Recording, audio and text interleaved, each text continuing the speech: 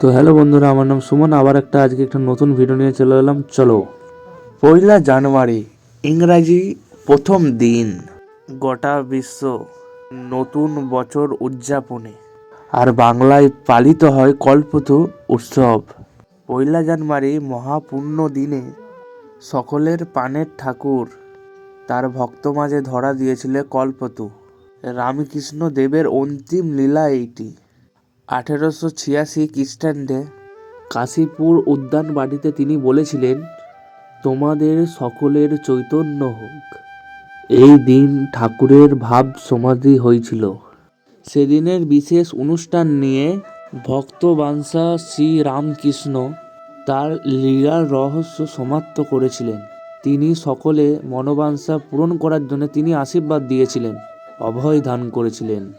তারই কল্পতরু রূপটি ভক্তদের কাছে বিশাল প্রিয়, তাই দিনটির নাম করা হয়েছে কল্পতরু দিবস।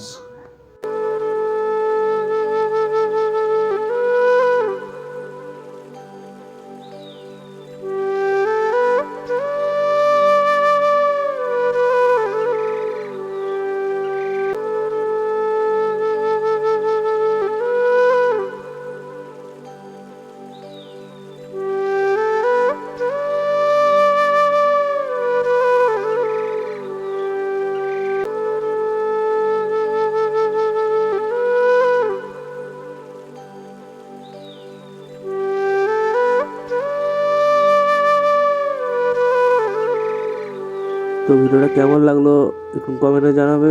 তো আপনাদের বাড়ির দিকে রওনা দেবো, চলো।